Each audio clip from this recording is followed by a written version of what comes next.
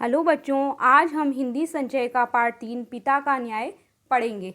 यह एक कहानी है जो कि ईशोपनिषद ग्रंथ से ली गई है। इस कहानी के माध्यम से हमें न्याय करने का संदेश दिया गया है। हमारे सामने यदि कोई प्रिय व्यक्ति भी हो तो हमें अपने न्याय का परित्याग नहीं करना चाहिए। अपना स्पष्ट निर्णय लेना चाहिए जो कि सबके लिए उचित हो, क्योंकि न्याय ही एक ऐसा धर्म है। जो भी व्यक्ति इस धर्म का पालन करता है उसके लिए स्वर्ग के सुख हमेशा के लिए उपलब्ध रहते हैं। इस कहानी में पिता अपने पुत्र के मोह को छोड़कर निर्णायक पद पर बैठकर उचित निर्णय, स्पष्ट निर्णय सुनाता है। इस बारे में इस पाठ में बताया गया है। इस पाठ को पढ़ने से पहले हम इस पाठ के शब्दार्थ को एक बार पढ़ेंगे। ख्याति, ख्याति का अर्थ होता है प्रसिद्धि। जीवा, जीवा का अर्थ होता है जीभ। मुग्ध का अर्थ होता है मोहित। निर्धन का अर्थ होता है गरीब। दानव का अर्थ होता है राक्षस। प्रधानता का मतलब होता है प्रमुखता। तीव्रगामी का मतलब होता है तेज दौड़ने वाले। निर्णायक का अर्थ होता है जज। सकुचना का अर्थ होता है झिझकना। अतुल का अर्थ होता है जिसकी तुलना न हो। इस प्रकार हमने इस पाठ के शब्दार्थ को पढ़ लिया है। अब हम इस पाठ को पढ़कर समझेंगे कि किस प्रकार पिता ने अपने पुत्र मोह को छोड़कर एक स्पष्ट न्याय का फैसला सुनाया सभी के सामने। वो हम इस पाठ को पढ़कर इस कहानी को समझेंगे। सदा न्याय ही करना चाहिए। अपना प्रिय सामने होने पर भी न्याय का परित्याग नहीं करना चाहिए। परित्याग का मतलब होता है छोड़ना, क्योंकि न्याय एक महान धर्म है। जो इस धर्म का पालन करता है उसके लिए स्वर्ग के सुख सदा उपलब्ध रहते हैं। ईशोपनिषद की इस कहानी से यही संदेश हमें मिलता है। इस कहानी में देखो बताया गया है कि पांचाल देश की राजकुमारी केशनी रूप और गुण में अद्वितीय थी। देश में ही नहीं विदेशों में भी उसके रूप और ख्याति फैली हुई थी। यानी पांचाल देश की राजकुमारी का नाम था केशनी, जो कि बहुत ही सुंदर, रूपवान और गुणवती थी। उसकी सुंदरता की चर्चा और गुणों की चर्चा देश में, अपने स्वयं के देश के अलावा भी दूसरे देशों में भी फैली हुई थी।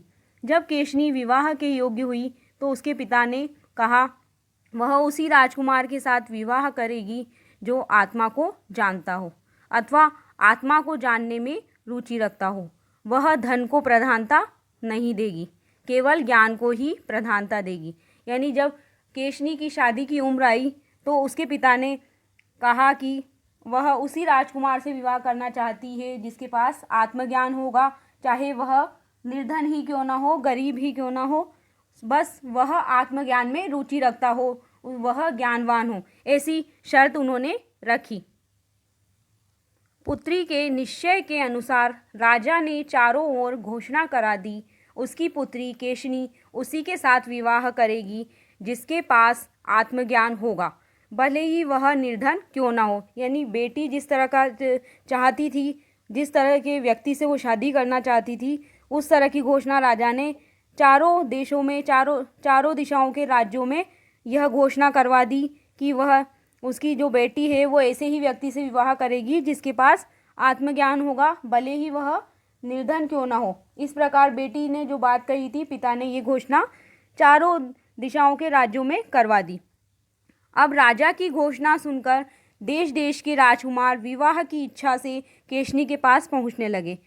पर जब केशनी उनसे आत्मा के संबंध में प्रश्न करती तो वे उत्तर नहीं दे पाते थे और केशनी विवाह करने से इनकार कर दिया करती थी। यानी जैसे ही ये घोषणा सभी राज्यों में सुनाई दी तो सभी लोगों ने आपस में चर्चा कर कर वो राज दरबार में केशनी से विवाह की इच्छा लेकर वहाँ पर पधारे और उनके आने के बाद केशनी ने उनसे आत्मज्ञान के बारे में प्रश्न करना शुरू करे। आत्मज्ञान के प्रश्न सुनकर कोई भी राजा उन प्रश्नों के उत्तर नहीं दे पाया, तो केशनी एक एक करके सभी से विवाह करने को मना कर दिया केशनी ने।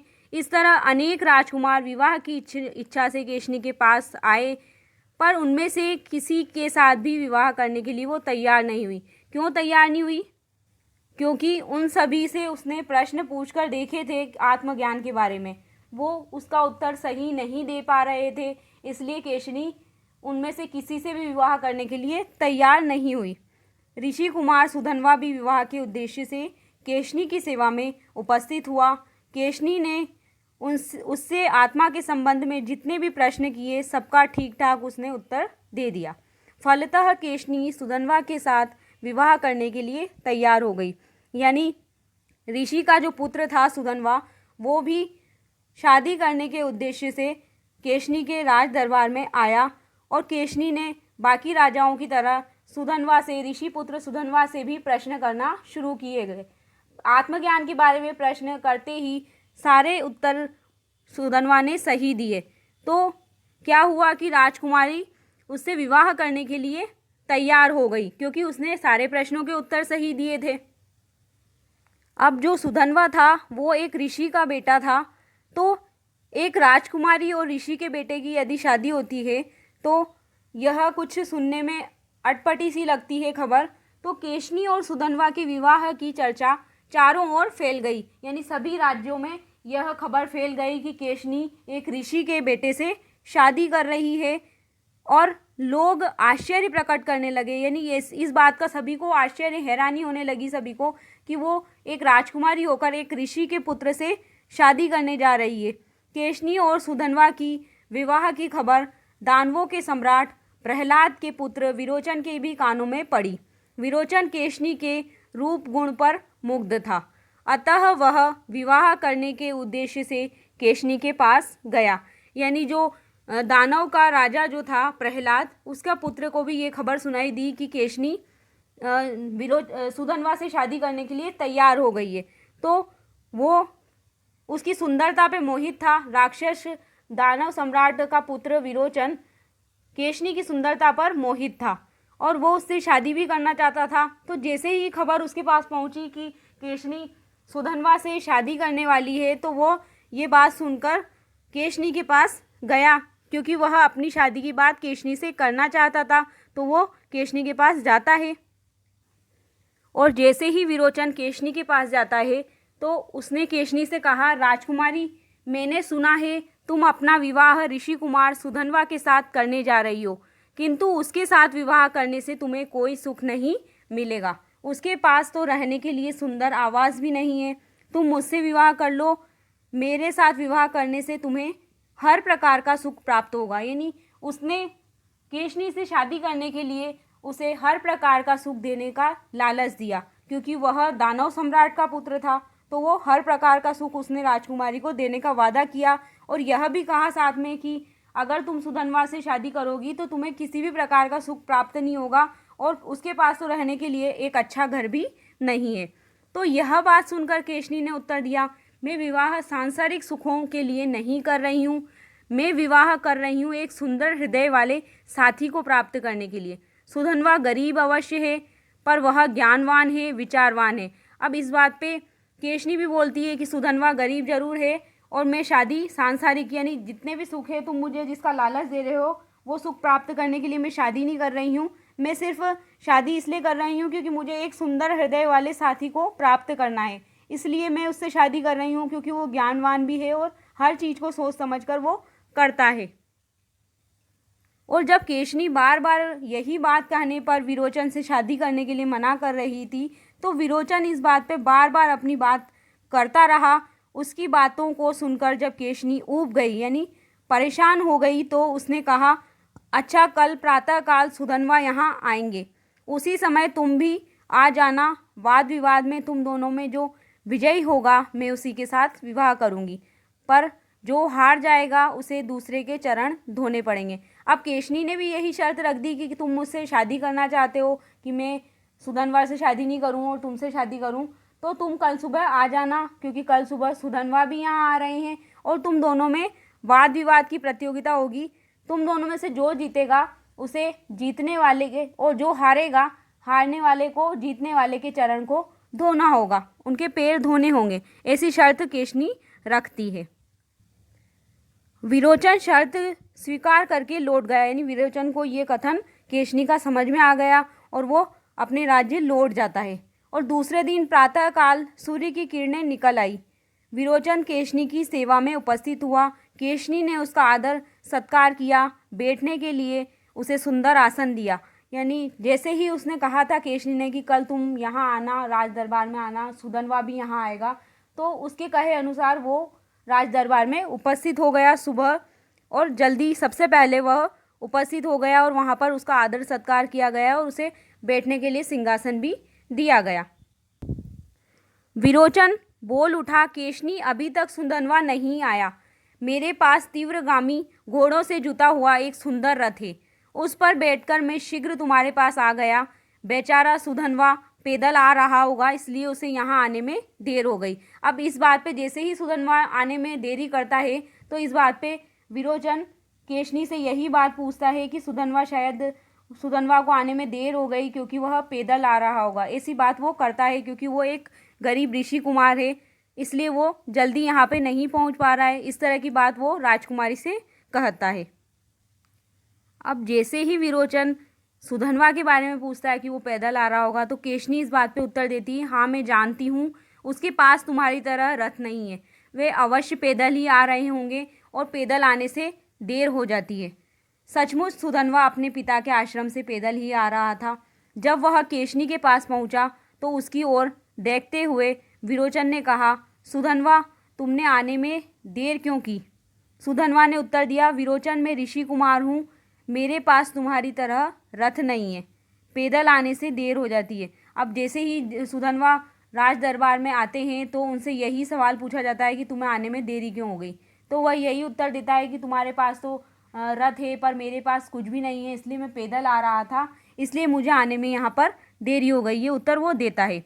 तो विरोचन बोलता है, कोई बात नहीं, आ गए ना, आओ मेरी बगल में बैठ जाओ। पर सुधनवा ने विरोचन की बगल में बैठने से इनकार कर दिया। उसने कहा, मैं तुम्हारे साथ तुम्हारी बगल में नहीं बैठ सकता क्योंकि हम दोनों में किसी भी बात की बराबरी नहीं है। तुम्हारा जन्म दानव वंश में हुआ है और मेरा ब्राह्मण वंश में। तुम राजपुत्र हो और मैं ऋषि पुत्र। तुम्हारे पास अतुल धन संपदा है और मेरे पास विद्या को छोड़कर कुछ भी नहीं है। दो मनुष्य एक दूसरे की बगल में उसी समय बैठते हैं जब उनमें आपस में समानता होती है। तो जैसे ही सुधनवा उसकी बगल में बैठने के लिए मना करता है तो ये सारे तर्क वो देता है कि तुम तो राक्षस सम्राट के पुत्र हो, तुम्हारा जन्म दानव वंश में हुआ है, राक्षस वंश में हुआ है, और मेरा ब्राह्मण वंश में हुआ है, हम दोनों में किसी भी प्रकार की कोई समानता नहीं है, इसलिए मैं तुम्हारे बगल में नहीं बैठ सकता। इस प्रकार की बात सुधनवा विरोचन से कहता है। और तुम्हारे पास अतुल्य न खत्म होने वाली धन संपदा है और मेरे पास सिर्फ ज्ञान को, विद्या और ज्ञान ही है मेरे पास, उसके सिवा मेरे पास कोई धन संपदा नहीं है। इस प्रकार की बात विरोचन करता है। अब विरोचन और सुधनवा में वाद विवाद होने लगा था। केशनी चुपचाप दोनों के वाद विवाद को सुनती रही। विरोचन अपने तर्कों में धन को महत्व देता था, पर सुधनवा जो था वो ज्ञान को। दोनों आपस में बातें कर रहे थे। जो राक्षस सम्राट था वो तो सारी प्रधानता धन को दे रहा था और सुधनवा सारा महत्व ज्ञान को दे रहा था। जब दोनों किसी निर्णय पर नहीं पहुंच सके, यानी दोनों में से कौन जीता कौन हारा, इस नतीजे पर वह पहुंच नहीं सके, तो उन्होंने निश्चय किया, यानी उन्होंने पक्का इरादा किया कि निर्णय के लिए हमें किसी तीसरे व्यक्ति को बुलाना चाहिए, क्योंकि हम दोनों में से पता नहीं चल पा रहा है कि कौन जीता है कौन हारा है, तो तीसरे व्यक्ति को निर्णायक यहाँ पर बनाना चाहिए, वो अपना फैसला सुना देगा। विरोचन बोला, मैं किसी ब्राह्मण या देवता को निर्णायक नहीं मान सकता। राक्षस सम्राट का बेटा बोला कि मैं किसी भी ब्राह्मण और देवताओं पर निर्णायक नहीं मान सकता, क्योंकि मेरे को उन पर विश्वास बिल्कुल भी नहीं है। तो इस बात पर सुधनवा ने उत्तर दिया, ठीक है, तुम ब्राह्मण और देवताओं को निर्णायक नहीं मान रहे हो, तो मैं तुम्हारे पिता प्रहलाद को ही निर्णायक मान रहा हूँ। वे जो कुछ निर्णय करेंगे मैं उसे स्वीकार करूँगा। विरोचन प्रसन्न हो उठा क्योंकि उसे विश्वास था कि उसके पिता का निर्णय उसी के पक्ष में होगा। विरोचन सुधनवा के साथ दानव सम्राट प्रहलाद की सेवा में उपस्थित हुआ। दोनों ने अपनी अपनी बातें कहकर प्रहलाद से प्रार्थना की, बताइए हम दोनों में कौन श्रेष्ठ है। यानी उन दोनों ने क्या किया कि विरोचन के पिता को न्याय करने के लिए निर्णायक बनाया। अब विरोचन और सुधनवा की सारी बातें प्रहलाद, जो कि विरोचन के पिता थे, वो उन्होंने सारी बात ये सुनी और उनसे अंत में निर्णय करने के लिए कहा। तो इस बात पे जो विरोचन था वो बड़ा खुश हो रहा था कि उसके पिताजी उसी के पक्ष में न्याय करेंगे, विपक्ष में न्याय नहीं करेंगे, क्योंकि वो उसके पिता हैं। और दोनों जाकर सुधन्वा और दानव सम्राट सुधन्वा और विरोचन दोनों प्रहलाद की सेवा में उपस्थित हो गए और दोनों ने अपनी अपनी बातें कहकर उनसे निर्णय सुनाने की बात कही कि हम दोनों में से कौन श्रेष्ठ है।